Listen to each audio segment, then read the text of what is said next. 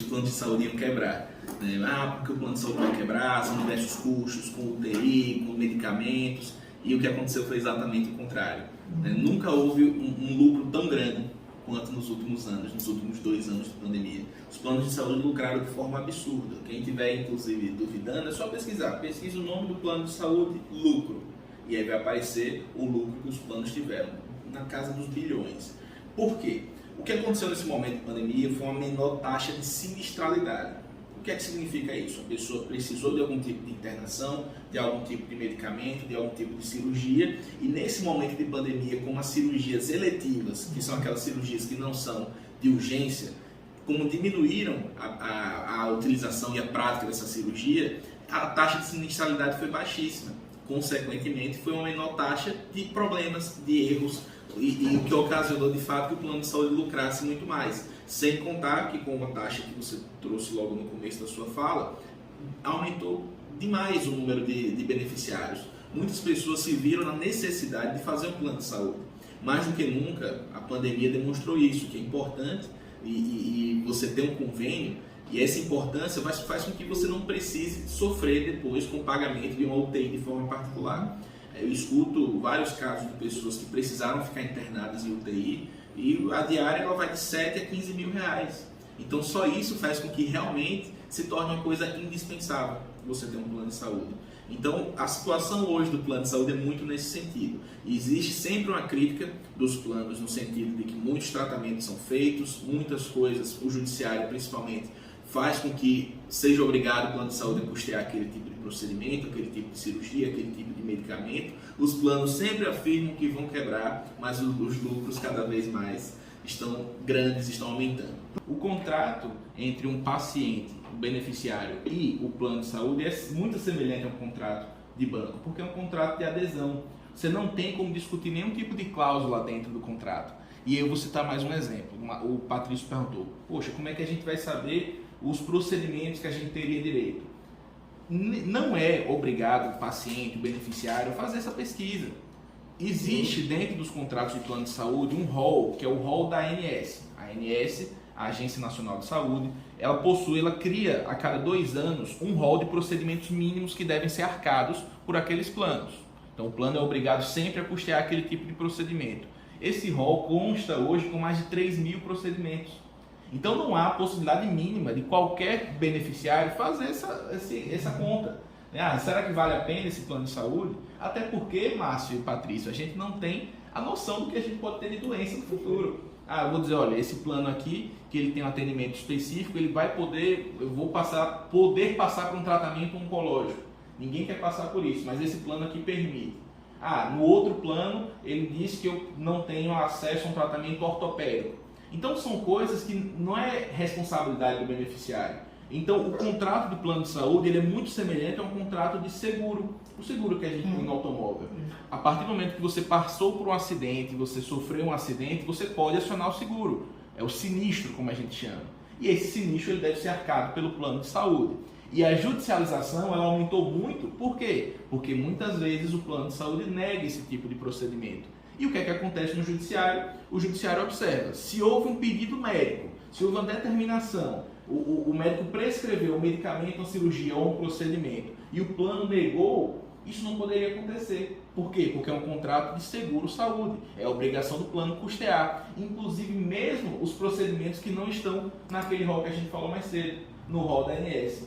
Vamos citar um exemplo aqui também, porque eu acho que fica muito interessante. Existe... Vamos supor a cirurgia o procedimento das pessoas com síndrome de Down, as crianças com síndrome de Down. Existe um tratamento chamado ecoterapia, que é um tratamento com cavalos, né? Onde faz com que as crianças cavalguem naqueles cavalos e faz com que eles desenvolvam habilidades motoras. Elas ficam muito melhores, o tratamento ajuda com que elas vivam melhor em sociedade, desenvolvendo ainda mais, tanto as crianças com síndrome de Down e as crianças com autismo. Esse tratamento de ecoterapia não é um tratamento previsto no rol da ANS. Por quê? Não sei. Não há uma explicação ainda por que não está previsto. Porém, muitas vezes no judiciário, mostrando a eficácia que esse tratamento tem e a importância desse tratamento para a pessoa, para a criança, para o paciente, pode ser sim custeado pelo plano de saúde depois de uma decisão judicial. Então, por conta disso, a visão que eu tenho é exatamente esse ponto. O contrato de plano de saúde é um contrato de seguro-saúde, é obrigação do plano de saúde custear diversos procedimentos, não só aqueles do rol da ANS que estão previstos naquele contrato de adesão que a pessoa assinou no primeiro momento, e o judiciário ele faz com que seja obrigado o plano de saúde a custear um procedimento que não estava naquela linha. Então, por isso que aumentou demais essa judicialização nos últimos anos. É um ponto que é assim, vamos lá. Dentro desses contratos, que o Patrício falou logo, um pouco antes dessa pergunta, o contrato de adesão, existem diversas cláusulas, diversas alíquotas. Esse contrato será corrigido pelo IPCA, será corrigido pelo IGPM, será corrigido por segundo tal taxa, segunda taxa da poupança. Ninguém lê esse tipo de contrato. Só que os planos, na hora de fazer o reajuste, eles levam isso em consideração. Só que não é somente o que está ali no contrato. E esse é o ponto.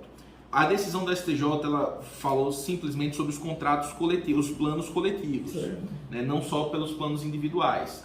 Existe um pouquinho uma diferença nesse ponto. Mas eu acho que o detalhe que é importante para todo mundo que está acompanhando é que o reajuste do plano de saúde ele tem que ter um porquê, ele tem que ter uma explicação para aquele reajuste.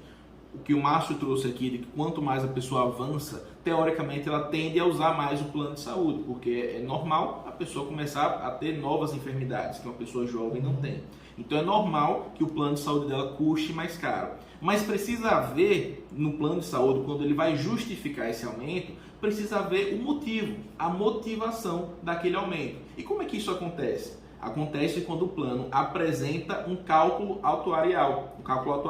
Por quê? Nesse cálculo ele vai justificar exatamente inflação, ele vai justificar o porquê aquele seu plano de saúde está aumentando de acordo com a sinistralidade, de acordo com a utilização do plano de saúde, de acordo com novas coberturas que o plano de saúde tem. Só que simplesmente o plano de saúde, normalmente, ele não leva isso em consideração. Apareceu no escritório, alguns meses atrás, um rapaz dizendo que a avó dele pagava R$ 1.700 de plano de saúde e quando ela completou 80 anos, o plano de saúde foi para 3.200 e pouco. E ele veio me questionar se esse reajuste era válido. Eu digo, olha, existem indícios de que não é, que é um reajuste abusivo, mas a gente precisa fazer o cálculo. Cadê o cálculo atuarial do plano de saúde? Não tem. O plano de saúde não apresentou nenhum cálculo, simplesmente aumentou porque a idade dela aumentou. O Márcio falou aqui a idade dele, com completar 60 anos vai ter um reajuste, é o reajuste da idade de 60, que todo mundo sempre choca, né, que é um reajuste muito maior. Mas normalmente esses reajustes não seguem as alíquotas da normalidade. Então, na prática, você que está acompanhando aqui, que está assistindo o Jornal da 104, você precisa ver se você teve um aumento do plano de saúde, é preciso ver se o plano te apresentou o cálculo atuarial que demonstra o porquê, o motivo do seu aumento. Não é simplesmente seguir só o que está ali no contrato. Essa decisão do STJ ela não vai ser aplicada para todas as pessoas. Ela é mais para os planos coletivos. Então existe uma pequena diferença. Para você que está acompanhando aqui, se você teve um aumento do plano de saúde, verifica com o seu plano, verifica no documento que você recebeu, avisando sobre esse aumento, se veio a presença desse cálculo. Normalmente, Márcio, não somos nós advogados, não é muito bom de fazer esse tipo de conta. Normalmente a gente contrata alguém que é especialista nesse segmento, que ele vai realmente levar em consideração todo o cálculo que foi feito. E aí, em um eventual processo judicial, como é que funciona essa questão do reajuste? Normalmente, o advogado ele pede a parte a mais que a pessoa pagou durante aquele reajuste, então pede a parte a mais que ela pagou, o retroativo desse valor, e durante o processo, essa parte a mais, que o juiz vai verificar se realmente é abusivo ou não, também pode ser voltado, esse valor pode voltar para a pessoa através de um processo judicial. Cada plano de saúde ele tem um entendimento diferente nesse ponto, né? Existem os planos de saúde de autogestão, vou citar um exemplo. O plano de saúde da CACI, que é um plano de saúde específico dos servidores do Banco do Brasil, dos funcionários do Banco do Brasil. Tem a Petros, o plano de saúde da Petrobras. Cada um ele segue um regimento um pouco diferente. E quando fala dessa questão do dependente, normalmente o que eu tenho visto mais na justiça, e lógico que existem diversas decisões diferentes, né? Decisão para um lado, decisão para o outro, não é uma coisa equânime, né? Não é uma decisão que sempre vai ser seguida no mesmo parâmetro. Mas normalmente esse plano de saúde ele entende como dependentes a categoria dos ascendentes e descendentes, ou seja, pais e mães e filhos. Alguns planos de saúde criam inclusive um problema nos companheiros, né, os companheiros de primeiro grau dos filhos. Existe algum tipo de problema nesse sentido e eu já vi judicializações se explicando nesse ponto. Então, assim, eu não seria até inclusive errado da minha parte dizer que sempre deve seguir um parâmetro, mas o que eu mais acompanho assim, é que cada plano de saúde ele tem um entendimento único, um entendimento pontual nesse sentido. E uma coisa que a gente precisa entender, e uma vez uma pessoa foi lá no meu escritório meio que sugerindo isso, olha, vamos entrar com um processo obrigando o plano de saúde a me aceitar no plano porque eu tenho um parentesco com fulano e tal, e era um plano muito bom. O plano de saúde ele tem o que a gente chama da mera liberalidade. É uma empresa privada, como outra qualquer. Vamos fazer um exemplo para ficar claro para todo mundo. Eu vou até a Riachuelo, vou até a Renner, eles me oferecem um cartão de crédito. Se eles fizerem uma análise do meu nome, eu estiver com o nome sujo, eles podem optar por negar o crédito, eles podem optar por não me dar um cartão de crédito. O plano de saúde da mesma forma, ele pode fazer uma análise e verificar que, olha, não tenho interesse em ter você no meu plano. Pode acontecer, a gente não tem como obrigar uma empresa privada nesse segmento a ter, então, a custear esse plano, mas a aceitar essa pessoa dentro do plano de saúde. Então, às vezes, o que está no contrato, nesse ponto, no todo o regimento, ele deve ser levado em consideração, sabe? Se é ascendente e descendente. Mas, normalmente, para quem está escutando aqui, pais e filhos, pai, mãe, filhos e normalmente os companheiros desses filhos têm esse direito. O stent é como se fosse uma molinha, vamos supor, aquela molinha pequenininha que você coloca nas veias do coração para ampliar o fluxo sanguíneo e evitar, por exemplo, um problema de entupimento, um infarto, enfim. Esse tipo de procedimento, essa órtese, que é esse stent, ele é caro pra caramba. Então o plano de saúde ele não costuma aceitar, ele costuma negar esse tipo de procedimento. O que é que a pessoa tem que fazer numa situação como essa? Primeiro de tudo, ele precisa tentar administrativamente com o plano. Seja um recurso administrativo, existem alguns recursos que a pessoa pode, de próprio punho, escrever para o plano de saúde e ter uma resposta rápida, pode fazer nesse sentido. Se a pessoa tem condições financeiras, ela possui o dinheiro em conta, faz a solicitação do plano, o plano negou, paga do próprio bolso e solicita o reembolso depois, se a pessoa tiver condições financeiras. E se não tiver condições financeiras, a solução possível é entrar com ação judicial. Nós que somos advogados também aqui que nos escutam, sabem como é que funciona isso. A gente tem os plantões judiciais. Após o horário de funcionamento do fórum, você pode entrar com um processo no plantão. Vai ter sempre um juiz plantonista todos os dias, incluindo final de semana, que vai decidir sobre aquela demanda. Então vamos supor que a pessoa deu entrada no hospital de urgência, precisa de uma cirurgia, o plano negou. O advogado vai precisar com urgência entrar com o pedido liminar, que é um pedido que ele é curto, ele é pequeno, ele traz normalmente só os fatos e alguns fundamentos, porque depois o advogado vai precisar emendar, como a gente chama no nosso mundo jurídico.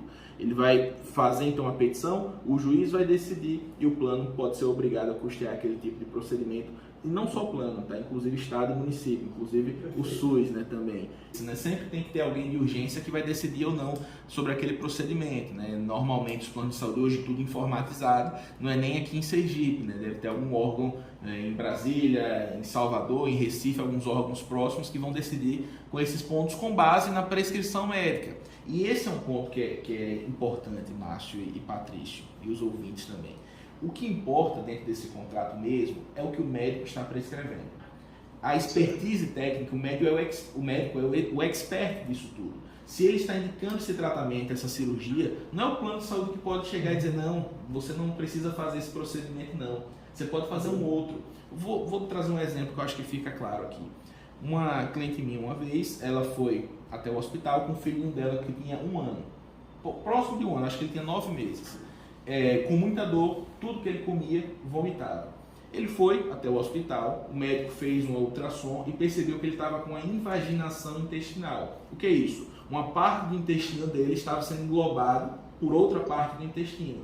E isso gerava uma irritação muito grande e tudo que ele comia realmente gerava o vômito. Só que a criança, inclusive, ela não sabe expressar o tamanho da dor dela. O que é que ela fez? Ela entrou então com esse pedido e o médico solicitou uma laparotomia exploradora, que é um procedimento que ele faria de forma pouco invasiva pela região do umbigo, né, e não geraria uma cicatriz. O plano de saúde disse, não, você não tem esse direito. Você teria que fazer uma cirurgia, ele autorizaria se fosse uma cirurgia normal, cortando e gerando a cicatriz na criança para o resto da vida. Será que esse procedimento realmente era o mais indicado? O plano de saúde ele fez essa análise. Resultado, nesse caso, o paciente tinha condição financeira de fazer o pagamento, eles fizeram o pagamento e conseguiram o reembolso de forma judicial. Mas esse é o ponto, Patrícia. Quando há essa urgência mesmo, e é algo que precisa ser decidido para ontem, normalmente, inclusive, até o hospital não aceita, né? O hospital faz, né, aceita, vai fazer o procedimento, autoriza o procedimento e depois discute quem é que tem que pagar. É uma coisa que realmente acontece bastante. Normalmente o plano de saúde ele não autoriza nenhum tipo de procedimento que envolva essa gestação se estiver no prazo de carência. E o judiciário já entendeu várias vezes que ele tem razão nesse sentido. Por não se tratar de doença, não seria realmente uma obrigação do plano de saúde. Agora, em uma situação de urgência, onde vamos supor que a paciente chegou no hospital com várias contrações, com a dilatação muito grande, do mesmo jeito o hospital vai ter que ser obrigado a custear aquele procedimento. Ele não pode deixar simplesmente, olha, você o plano de saúde não aceitou, você ainda está dentro da carência, vá para casa, ou então vá para o hospital de urgência, vá para o hospital público. Não é assim que funciona. Se a pessoa está lá no hospital, é uma obrigação do hospital custear. Agora, logicamente, o hospital vai passar esses custos depois para a pessoa. Ela pode, com base nisso tudo, ela pode pegar esse valor, a nota do hospital e tentar judicializar para que o plano seja obrigado a fazer o custeio, o pagamento. Mas aí eu vou ser bem sincero, eu acredito que ela não vai conseguir, já que ela estava dentro da carência e que a gestação não é tratada como doença. Então acho que é sempre um ponto que a gente tem que observar.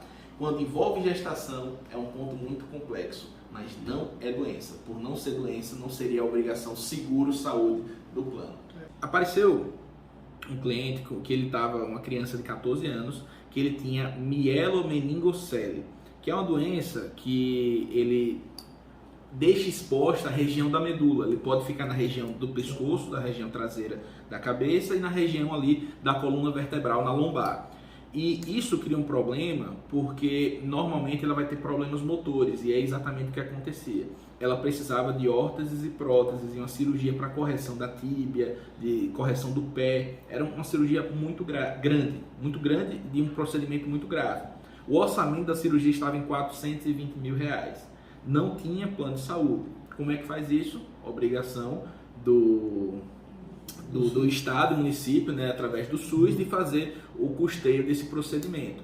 Exatamente tendo como base o que o ouvinte levantou, o artigo 196 da Constituição Federal, o direito à saúde é o direito a todos. Perfeito. O processo aconteceu, Estado e município, o Márcio sabe muito bem, qualquer outro advogado que esteja acontecendo, tem prazo dobrado, né, os prazos são contados em dias úteis, então qualquer tipo de manifestação demorava muito para acontecer. O que é que aconteceu nesse processo específico? Começou em 2019 e o valor de verdade foi bloqueado, né? O juiz bloqueou o valor das contas do Estado e do município e esse valor foi transferido para os médicos, para as clínicas, para as empresas que iam custear também as próteses dessa criança. E o procedimento foi feito em junho de 2021. É aquilo, funciona, mas demora. Então, é o que eu sempre deixo claro. Quando envolve o SUS, é de fato uma obrigação que o Estado e o município têm. No Brasil, o SUS funciona demais.